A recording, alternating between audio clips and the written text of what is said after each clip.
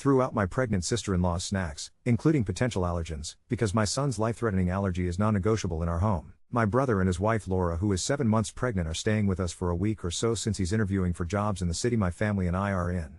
My kids love having their aunt and uncle around and everything's been great. Yesterday, Laura went out and came back with groceries. I thanked her but told her that we don't expect them to do this, the kitchen is stocked and that we're just enjoying having them. She said that she wanted to and that most were cravings she's been having. I started helping her unload the bags and noticed that a lot of snacks were with peanuts.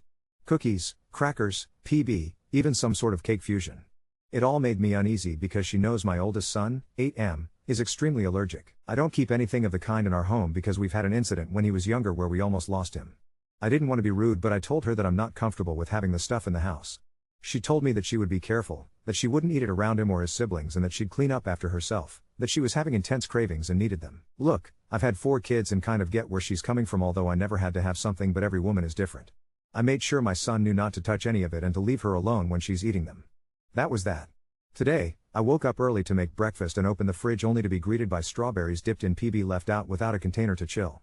The PB jar wasn't sealed properly next to them and there were sandwiches on a plate because she likes the bread cold and soggy. I was pissed. I've read enough about airborne contamination to know that you can't really determine it, but I wasn't risking it. I grabbed a bag and started throwing everything in it, our groceries, hers, I didn't care.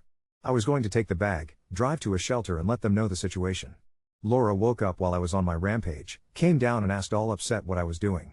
I was snippy with her and didn't try to hide it. We got in an argument with her defensively saying that I can't do this, that the baby needs it and that it's cruel to put a pregnant woman through unsatisfied cravings. I told her bluntly that I don't give a single fuck, if she can't keep to her word then I won't either and that she'll live without her craving. My son can't say the same with his allergy. She went back upstairs, packed her bag and came back down, grabbed the bag of food and left in a huff. My brother was at his interview and called me half an hour later to ask me what happened. He was upset with his wife but also with me because nothing happened and at the end of the day, my son is fine. I told my husband when he came back from work and he's completely on my side. Ida? Update 1. She hadn't twisted anything, told them the full honest story and my mother was livid. She called me panting like she ran a marathon after she berated Laura to make sure my son is okay, so I can only imagine the riot act she read her. Apparently, even my stepdad gave Laura one of his disapproving frowns. My brother came back in the evening to get his stuff since Laura had only packed hers for some reason. He did apologize for what she did, said that he'll have a chat with her once she's calmed down. She's been inconsolable. He told me that she's been crying since she left my mom's house and that she now feels unwelcome and unloved in our family and he blames me for it. My husband butted in and told him that it's enough. That whatever she's feeling doesn't cover half of what we felt and that she needs to get over herself, that I've been scrubbing the house from top to bottom for hours because of her actions. I did get panicky and went on to deep clean the whole house, especially the kitchen, but anyway, my brother left after he said that there's no leveling with us when we're being this stubborn. Now that I've had time to get out of the state I was in, I do feel bad that she's distressed and feels unwelcome in our family. That was never my goal. I've been debating sending her an apology, not for my actions because I stand by them but for the way I went about it. I shouldn't have allowed the stuff in our house in the first place and could have been calmer about it after I opened the fridge. Update 2. This is a long one and if I wasn't an before, I sure am now. So after my mom berated Laura and my brother yelled at my husband and I took the advice I was given and sent them a long text which ended up being a bit of a ramble about everything, how fucked the situation is, how we're disgusted by their stance and how we'll be going Elsie until we feel ready to be around them again. That was the day after my brother packed his bags and left. I was left on read and I thought that was that until a few days ago when I got a call from Laura. I thought about not answering it but curiosity got the better of me. When I picked up, Laura tried to make awkward small talk but I think she sensed I wasn't in the mood and got right to it. She apologized about her behavior, said she had no excuse other than her hormones and we ended up having a long chat about everything. By the end of it, I actually felt better and like we could get past it and work on our relationship. She also mentioned that she would still like for my family and I to come to her birthday dinner. It wasn't going to happen in a restaurant anymore. I guess the hotel stay ended up costing them a lot as some of you predicted, and that it was going to be at their house instead. I told her that I'll talk with my husband and get back to her. I also got a text from my brother apologizing and saying he was just trying to protect and stand by his wife. It was too soon to start mending things as my husband pointed out, but he left the choice up to me and I honestly believed her apology because she had never acted like that before and she seemed actually ashamed of herself. Anyway, my sister, who was also apologized to BC, she also tore her a new one, and parents, also got an apology, were also invited but my sister's kids wanted a cousin's sleepover instead of going with us, so after talking it over with my sister, we agreed for them to have one at my house. My babysitters of a year are my next door neighbors. They're sweet and responsible 16-year-old twins who live with their single mom. They usually team up and tackle on my kids on date nights. There's a reason I'm mentioning this. With my sisters added 2 kids to the mix, I asked their mom if she was free to join their duo and she agreed. So I called Laura and told her that Richard and I are coming. When we got to their house, Laura greeted my husband and I at the door. We handed her the gift and went in, but she seemed puzzled that we didn't have a trail of kids with us, so I told her that it's just us adults tonight. Same thing happened when my sister and her husband walked in. Dinner was awkward. No matter how we tried to lighten up the mood and the conversation was stilted at best, but I thought it was at least a step forward. Laura asked this time about why the kids were not with us, that she had made special food for them. I never mentioned the kids when I got back to her, just my husband and I, but I felt like it was my fault that I didn't clarify, and so I apologized for it and thanked her for thinking of them. My sister chimed in that her kids and mine were having a cousin's sleepover tonight and how she was excited about our soon-to-be nephew to join them when he's here and older. Laura looked at her with a smile and said, "Yeah, I'm sure he'll be best friends with his cousins, as in my kids, and his step-cousins, as in my sisters." This pissed me off because we don't use step anything with the kids, but I bit my tongue. For context, my sister is technically my stepsister. I know I use stepdad in my first post. I usually call him by his first name. I consider him a parental figure since he raised me since I was 10, but I had a dad and the title will always be his. My sister gave her a hurt look, but it was my brother who nudged his wife with a "What are you doing?" look. A few minutes went by again with eating and light convo before Laura asked again about our kids, mainly who was watching them since all 4 parents are here. I told her that my neighbor and her daughters are babysitting, to which she laughed at and joked about how incompetent the girls and their mom must be to need all 3 of them to wrangle the kids. Also, for context, I have 4 kids. I'm biased and like to think they're well behaved, but they're sometimes too much for one person to handle, even me, and I'm the one that brought them into this world. Add my sister's 2 kids and it's a lot for 2 teenage girls to handle even for just a few hours. We left at 7, it said we'll be back at 11. It has absolutely nothing to do with the girls whom my kids adore or their mom who is as kind as they come. Before I could retort anything, my mom stepped in with one of her smiles and told Laura that it's so kind of her to offer her own competence and watch the kids next time. That shut her up real fast. After that, dinner was even more awkward until we cleared the table and Laura brought out dessert while my brother got the cake from the fridge. Here's where I lost the last of my remaining brain cells.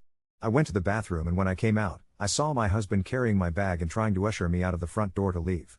He looked pissed and I was beyond confused and obviously resisted because yes, the dinner is a train wreck, but let me at least say goodbye and give a lame excuse for our departure. When my husband tried to literally carry me out, I knew something was wrong and after a couple of tries, I darted past him back to the dining room. Laura's now ready dessert table consisted of PB cake pops, PB pie, PB cookies, PB brownies, and top it all off, a PB birthday cake that my brother brought in and was sniffing it with a horrified look. Laura then gave me a big smile and said loudly to my family I thought I should at least get to have my cravings on my birthday. Get your fill before she throws these out too. I honestly thought for a second that my sister was going to tackle her and I wasn't that far behind her because all I could think about was the fact that she thought my kids were coming and she planned this accordingly. I felt so guilty for allowing the stuff in our house the last time, and if my sister's kids hadn't wanted the sleepover, I was going to walk my son into danger a second time. I lost my shit. Without thinking about my actions, I grabbed Laura's head, forced her talk towards my brother who was I think too shocked to react, and slammed her head straight into the cake. I held it down as long as I could while she flailed and told her I hope she chokes on her cravings before I let her go. I honestly wanted to go for the pie too, but I had embarrassed myself enough by acting like that in the first place, so I told my brother that I'm done with both him and his wife, and if they try to contact me or my family again, I'm filing for a protective order. Then I let my husband lead me out. My sister was cackling as she followed us with her husband, but our parents stayed back. I heard Laura screaming profanities after us, but my stepdad raised his voice, which shut her up. I got a lot of jokes about his frown on my first post, but the man is as stoic as they come. Him showing any emotion is a big deal. I remember that his frown alone growing up was enough to literally stop my sister and I in our tracks. BC, we knew if he gave us one that we messed up. I haven't asked my mom what happened after we left because I can't handle any more heartache from my brother or his actions. I don't think this was the update anyone wanted, least of all me, but I'm completely done with the both of them. Even though my brother looked like he had no idea, the stuff was in his house, happening under his damn roof. I'm sad I won't be in my nephew's life and my kids won't get to know the new cousin they've been waiting for, but I'd rather cry over that than over my son's life. I don't expect anyone to be kind in the comments. I'm 32, I shouldn't have been so naive and I know I shouldn't have reacted like that, and I'm going to be dealing with that with my therapist along with the guilt I'm feeling, but please take it easy on me. I'm still shaken up. I'm also looking into family therapy for my kids so they can better process not having their uncle and aunt around after them having been a close presence in their lives. Update 3. Alright, buckle up because this update is a wild one. I didn't think things could get crazier than the last time, but boy was I wrong. So, after the whole cake slamming incident, things really spiraled out of control. I figured that would be the end of it, that we would just go on with our lives and maybe see some legal drama unfold. But, no. It didn't work out that way. My brother, naturally, wasn't happy about how things went down, but I was expecting that. What I wasn't expecting was for Laura to somehow turn everything around and, dare I say, manipulate the situation. It started with an email from my brother, and I mean, this email was just dripping with "we can work this out" energy. It was full of apologies and guilt trips about how he felt betrayed and isolated and how he could never imagine me doing something like this. He said he was heartbroken that things had gone so far and that my actions had pushed them to the brink. The email made me sick, to be honest. But wait, the real kicker came later that day. Laura, my lovely sister-in-law, actually managed to track me down. She showed up at my house unannounced, knocking on the door with a gift basket in hand. It was full of peanut-free snacks. Talk about the irony. I was honestly too stunned to even respond at first. When I opened the door, she gave me this exaggeratedly sweet smile and said, "I'm sorry for everything." I was hormonal, and I just didn't know how to handle it. I was so mad, and I just lashed out. "Can we please move past this?" I couldn't believe it. She was acting like nothing had happened, like I hadn't nearly thrown her out with her entire stockpile of dangerous snacks. I mean, really? She was going to act like the past 2 weeks didn't even happen? I felt a sickening pit in my stomach, and I had to hold back tears, knowing my son's life had been at risk. But she wasn't done. Oh no, she handed me a sincere apology card, full of the most passive-aggressive language I've ever seen, about how understanding she was of my need to protect my son and how she couldn't fathom how it must have felt. But in the same breath, she wrote about how she just wanted to enjoy her pregnancy cravings and that it wasn't her fault she had such intense needs. No, Laura, it wasn't your fault, but it was your fault that you were putting my kid in danger. I'm not proud to admit this, but I lost it. I threw the basket back at her and told her to get the hell out of my house. She was stunned, and it felt almost cathartic to finally tell her the truth. I wasn't having it anymore. She left in a huff, but not before sending me a text that was pure guilt-tripping. It said something like, "I really thought we were family. I guess I was wrong. Good luck with your son, I hope nothing happens to him." That text was the final nail in the coffin. At that moment, I realized I couldn't keep this facade of reconciliation going. So, I blocked both of them, my brother and Laura, on everything. No more phone calls, no more texts, no more fake smiles. I just couldn't do it, and I sure as hell wasn't about to apologize again. I don't care if I'm the bad guy in their eyes. Sometimes you have to protect your family, even if it means losing others along the way. Things got even messier when my parents got involved. My mom, bless her, tried to mediate, but it only made things worse. She kept calling me and telling me that family is family and that I should forgive them. I told her I was done, and I couldn't keep playing this game anymore. I felt bad for her, but at the same time, I couldn't let her guilt trip me into accepting behavior that was dangerous for my child. It doesn't stop there, though. My brother's now been calling my husband and I nonstop, trying to talk things through. He even sent a formal letter to my husband apologizing, but at this point, I'm just so done with it all. He apologized for not being there when things went south with Laura, but it's too little too late. I'm not interested in hearing it anymore. The best part? My sister and I are now closer than ever. The cousin's sleepover went off without a hitch, and my kids are still thriving. We're planning a huge family trip soon, without the presence of Laura and my brother, and honestly, it's going to be amazing. I've been to therapy, and it's been helpful. But it's also helped me realize that I don't have to force family relationships if they're toxic. I've done everything I can to protect my son, and if my brother and his wife can't understand that, then they've made their own bed. So here we are. I'm at peace with my decision, even if I lost my brother and his wife in the process. I won't let anyone make me feel guilty for protecting my children, and honestly, I don't think I ever want to go back to a place where I have to tolerate people who put my family at risk just to make peace. Now on to second story. Discovered my fiancé took $1,000 from our wedding fund for a Tesla reservation, sparking a conflict on our financial priorities. So, Mike and I have been living together for 2 years now, which isn't that long, but it's long enough that our fiancés have become entangled. We've been engaged for 1.5 years now, and together for just over 4 years. I genuinely love him and we've both done a lot of growing up over the course of our relationship and fortunately, we have grown together, not apart. However, neither of us are without our flaws. I'm still working on being a more direct communicator, for example. Anyway, the reason for this post. We pool our money into one big family pool, and have, since we got engaged. I'm better than he is at planning for things and setting up goals, so while we discuss everything and talk as equals and partners, the bulk of the responsibility of research and number crunching falls on me, which I'm okay with. We're partners and we each have our own strengths that we bring into the relationship. The budget is laid out as follows: emergency savings, retirement savings, future housing savings, wedding/honeymoon savings, current housing costs, includes all bills and average food costs, date fund, pet fund, health and fitness fund, transportation/auto costs, and then 2 separate funds for each of us to do with as we wish. I also ended up with a rather sizable inheritance, which he does not have access to. The inheritance is for the future and I'm working on growing it. It's tied up in investments, and not something that we're factoring into plans for our near future. When budgeting, I pretend that it doesn't even exist. Edited to add this, as it's useful information. I know for a fact that he burns through his fund quickly. He always buys the latest released AAA game, shells out for several MMO subscriptions and the rest is spent in in-game cash shops. I am 100% fine with this. This is not the issue here. The issue is that $1,000 recently went missing from our wedding fund. We're not planning a big wedding, and the wedding will, when all is said and done, cost around $2,000 itself, and I was hoping to have another $500 for the honeymoon. By the way, because I'd rather save for a nicer house, I agreed to no engagement ring and just basic $100 wedding bands. I'm the furthest thing from a bridezilla. That's a lot of money to just go missing, especially since we're both still students who are working somewhat crappy student jobs. I am actually quite proud of myself for just calmly and bluntly asking what happened to that $1,000, and he informed me that he had reserved a Tesla Model 3 for himself. He could tell that I wasn't thrilled about that, and he asked if I was upset. I said yes, but I don't want to talk about it right now. He asked if I was going to do some research and I said yes. And went off into my study area. Things have been a bit weird since then. He's angry with me because he doesn't feel like I'm supporting him, and he says I must not want him to have nice things, like his dream car. Now, I've already secured my first out-of-college job. On just my salary alone, we would be able to afford the Model 3, but I have strong feelings against living at your means right out of college.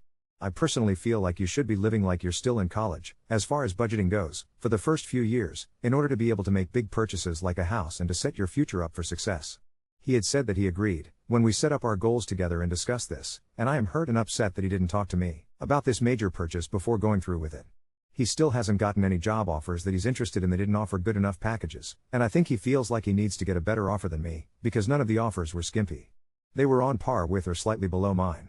I feel like he's trying to spend money that we don't have, for himself, without even thinking about how it could impact everything else. That $1,000 could have been shifted from the wedding fund to the moving costs fund, for example.